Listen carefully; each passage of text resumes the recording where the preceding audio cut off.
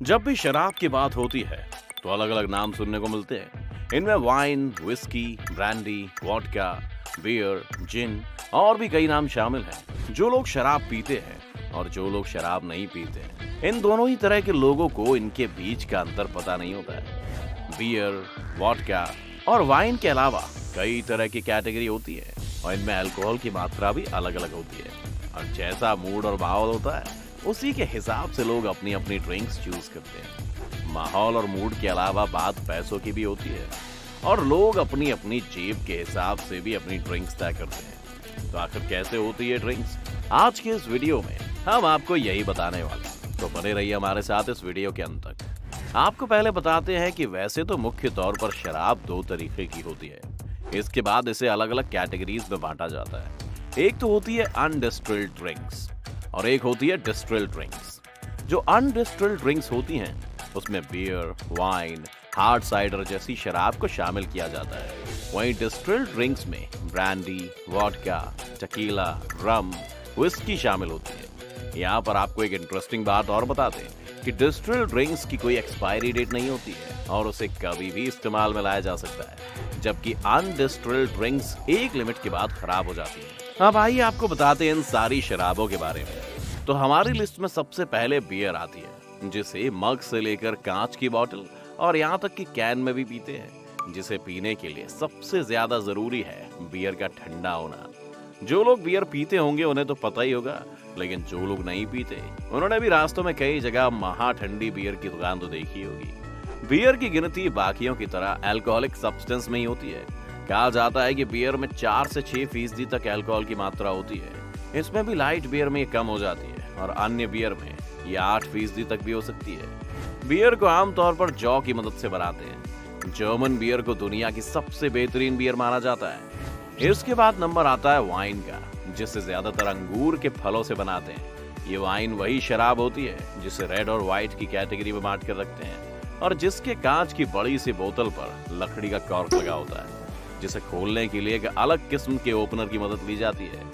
अब अगर इसमें अल्कोहल की बात करें तो वाइन में करीब 10 से 18% तक अल्कोहल मौजूद होता है और साथ ही अंगूर में मौजूद शुगर को एथेनॉल अल्कोहल में बदल देता है। इसी कारण इस वाइन की क्वालिटी अंगूर की क्वालिटी पर डिपेंड करती है। दुनिया में सबसे पहली बार वाइन बनाने के सबूत चीन में मिले थे और आज पूरी दुनिया में वाइन को एक एलीट शराब की तरह कंज्यूम किया जाता है, यानी कि ये एक महंगी शराब में कंसिडर होती है। ब्रांडी ये एक तरह की वाइन ही है, लेकिन इसमें वाइन को डिस्टिल्ड कर लिया जाता है, जिस कारण ये कभी ना खराब होने वाली शराब बन जाती है।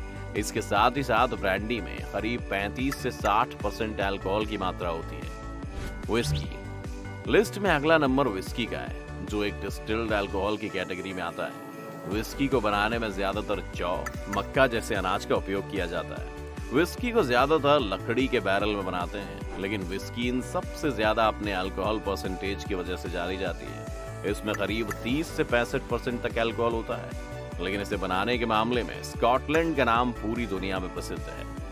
आमतौर पर भी लोग शराब के नाम पर सबसे ज्यादा विस्की का ही कंजप्शन करते हैं, क्योंकि इसमें सस्ती से लेकर महंगी विस्की मार्केट में अवेलेबल होती है। जिन एक तरह की ऐसी ड्रिंक है जिसकी स्मेल डार्क स्पिरिट की तरह होती है। ये एक ऐसी भी ड्रिंक है जिसे आप घर पर बैठकर पीना पसंद नहीं करोगे, क्योंकि एक पार्टी ड्रिंक होती है।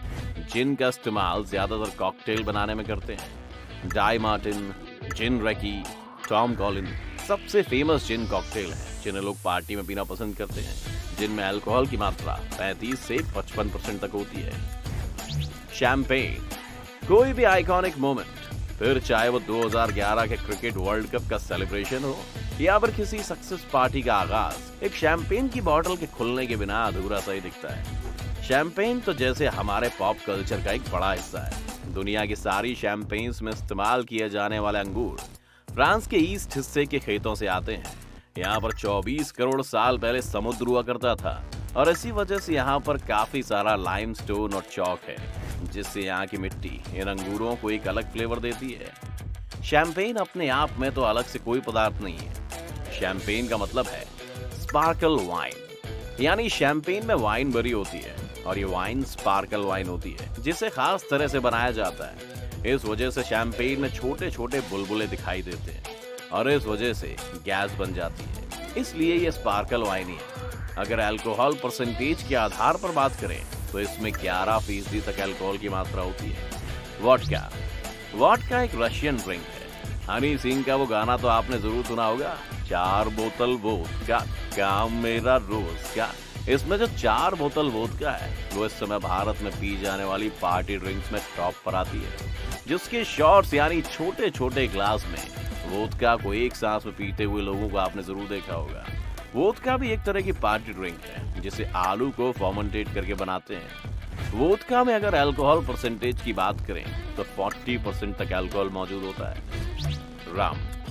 सर्दियों के मौसम आते ही लोगों के बीच रम बहुत कॉमन हो जाती है, क्योंकि ये बॉडी में जाकर उसे गर्म रखने में मदद करती है। जो लोग रम नहीं पीते उन्हें 3 इडियट वाला वो सीन तो याद हो गई, जब रम पीकर राजू वायरस को उठा लेने के लिए भगवान से प्रार्थना करता है। ऐसा इसलिए क्योंकि रम एक स्ट्रॉन्ग डिस्टिल्ड अल्कोहल है जिसमें अल्कोहल की परसेंटेज 40% के आसपास होती है। लेकिन कुछ रम इतनी स्ट्रॉन्ग होती हैं कि उसमें अल्कोहल की मात्रा 60 से 70% तक होती है। रम को बनाने का क्रेडिट जाता है क्यूबा को, जहां बकार्डी ने सबसे पहले रम को एक शराब की तरह बनाया था। आज पूरी दुनिया में बकार्डी के रम के इस्तेमाल में लाया जाता है। तो दोस्तों, ये थे वो सारे अल्कोहल बेस्ड ड्रिंक्स जिन्हें लोग पार्टी से लेकर डेली लाइफ तक इस्तेमाल करते हैं। लेकिन ऐसा नहीं है कि सारे प्रोडक्ट इन्हीं में सिमट गए। इसके अलावा फैनी जो काजू से बनती है और गोवा जाने वाले सारे लोग उसे चखते हैं। बाकी देशी शराब की दुकान पर मिलने वाली शराब भी भारत में बड़ी मात्रा में कंज्यूम की जाती है, जिसमें करीब 50% तक अल्कोहल मिला होता है। अगर आप भी ड्रिंक्स करते हैं तो आपको कौन सी शराब सबसे ज्यादा पसंद है? अपनी राय